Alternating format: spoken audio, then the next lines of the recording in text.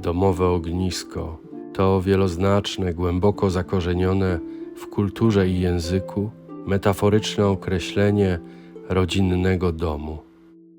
Miejsca ciepła, bezpieczeństwa, miłości i wspólnoty. Dla starożytnych było świętym elementem porządku świata.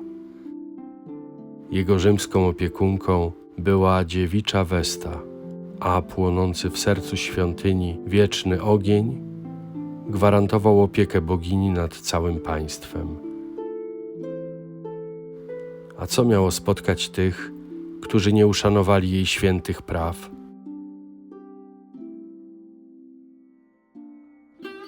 Przeszłość monety.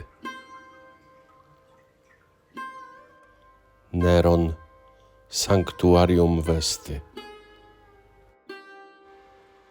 Od lat zbieram monety antyczne. W każdej z nich zaklęta jest opowieść o władcach, bogach i minionych czasach. Na tym kanale dzielę się moją kolekcją i historiami wybitymi w metalu.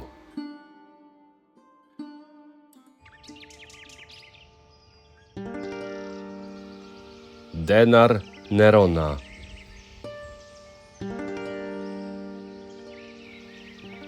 Zapewne każdy, kto choć raz odwiedził Forum Romanum w Rzymie, zapamiętał ten widok.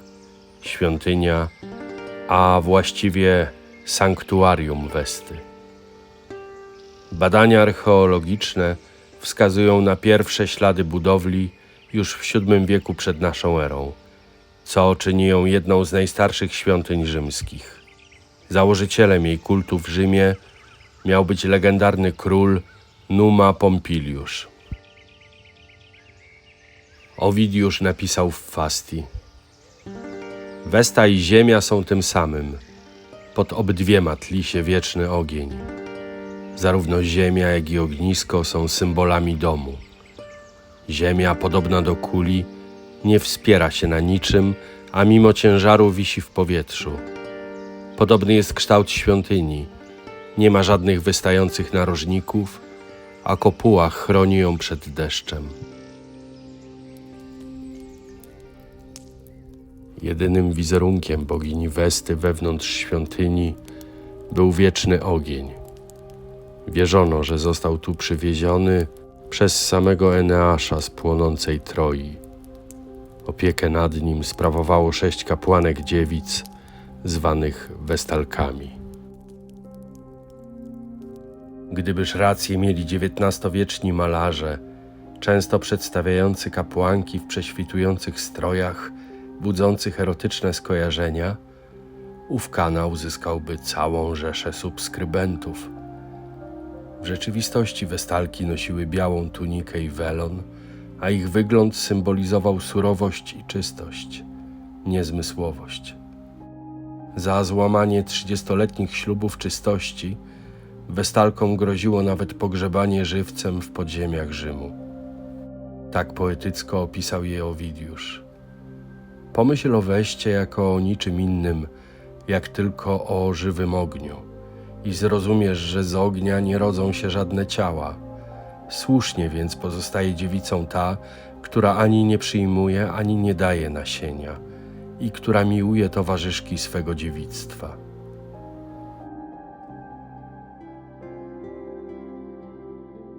Cesarz Neron planował 2 zagraniczne podróże do Achai w Grecji i Aleksandrii w Egipcie. Na dzień przed wyprawą do dawnego królestwa faraonów odwiedził świątynię na Kapitolu, by oddać cześć bogom. Na koniec udał się także do sanktuarium Vesty. Swetoniusz pisze: usiadł w świątyni, a potem chciał wstać.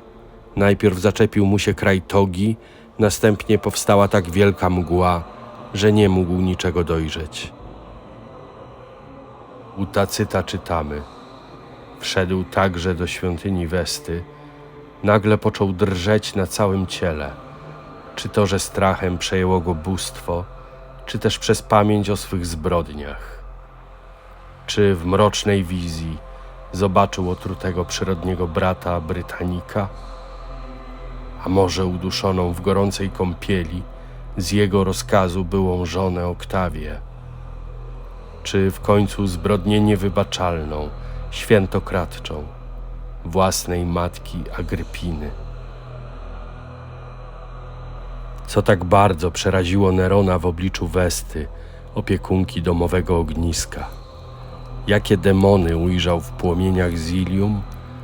Tego nie wiemy. Wiemy natomiast, że uznał te złowróżbne znaki za zły omen i poniechał swej wyprawy do Aleksandrii.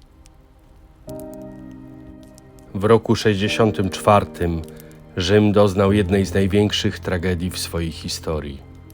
Jego ulice, domy i świątynie pochłonął wielki pożar. Ogień szalał w mieście przez 6 dni. Neron, bawiący wówczas w Ancjum, naprędce wrócił do stolicy, aby nieść pomoc mieszkańcom. Plotki głoszą, że gdy miasto stało w płomieniach, cesarz miał ze swego domowego teatru opiewać upadek Troi, przyrównując go do obecnej klęski Rzymu.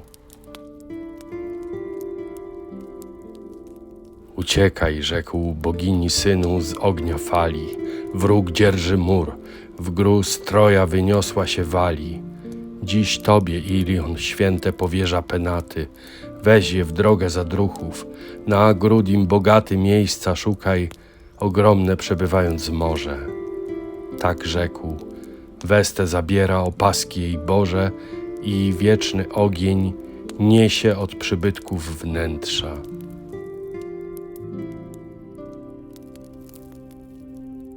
Wielki pożar nie oszczędził też świątyni Westy. Możemy powtórzyć za Owidiuszem.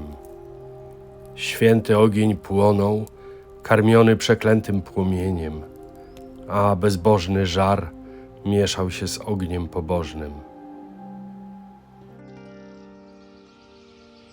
Zaraz po pożarze Neron rozpoczął odbudowę zniszczonego miasta i jego świętych przybytków, w tym świątyni Westy na Forum Romanum, zachowując jej kolisty kształt. Ogień w jej wnętrzu płonął nieprzerwanie aż do 394 roku, kiedy to został ugaszony przez cesarza Teodozjusza I.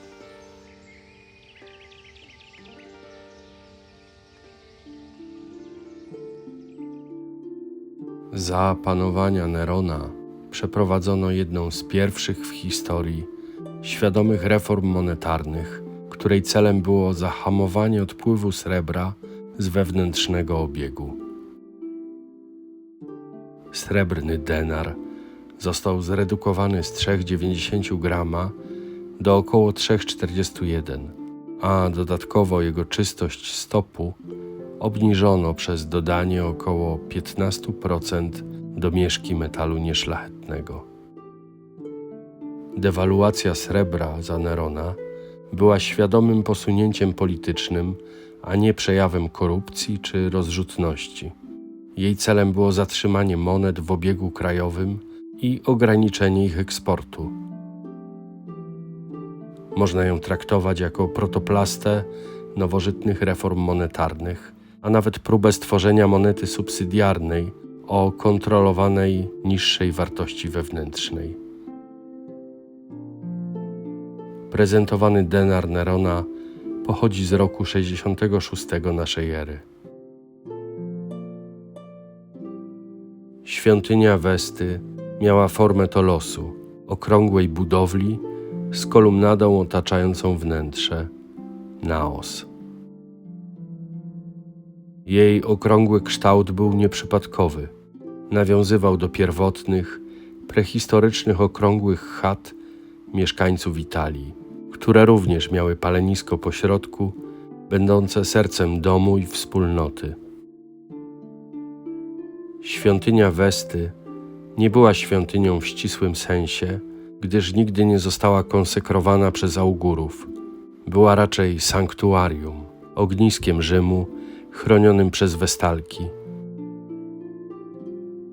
Na rewersie wewnątrz świątyni widzimy Westę siedzącą z berłem i paterą, choć bogini rzadko była przedstawiana w sztuce pod ludzką postacią. W rzeczywistości w świątyni jej obecność symbolizował tylko wieczny ogień.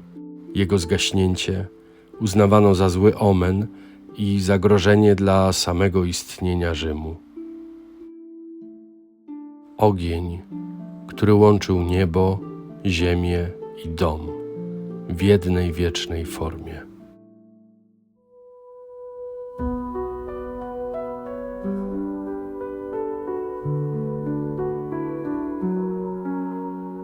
Echoes rise from the hollowed halls, shadows dance on the ancient walls. Through silent prayer the whispers flow, a river of light where spirits go.